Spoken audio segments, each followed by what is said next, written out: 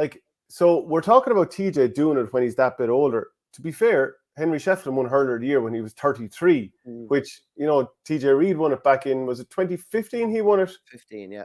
So at that stage, you know, he's that bit younger. He's in the middle of his 20s. So that in some ways gives Henry a little bit of an edge, that he led Kilkenny over the line to an All-Ireland at 33, dragging him out of nowhere against Galway in that particular game. So if you were, I suppose, in the camp of Team Henry, you'd be pointing to something like that. But it's a fair old debate, and we want to get those comments in. Let us know what you think. Joe Butler says, TJ, like wine, it gets better with age.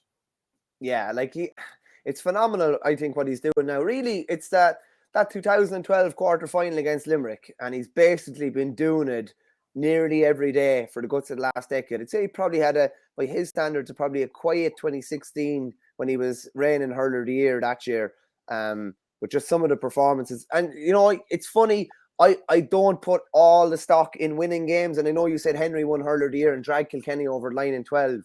TJ has dragged, you know, not an average Kilkenny team, but a Kilkenny team that doesn't stack up with those teams Henry was on. And he's dragged them to, you know, 3 Leinsters in a row, dragged them to within an inch of Limerick in the All-Ireland final last year.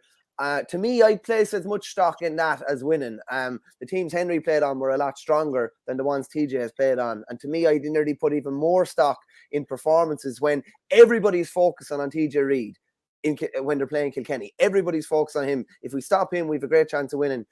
With Henry's team, we have to stop Henry, we have to stop Eddie, we have to stop Taggy, we have to stop Larkin, we have to stop Richie Power. Do you know what I mean? We stop Martin Comerford. Like the Kilkenny forward line generally has been interchangeable, particularly in the last 4 to 5 years.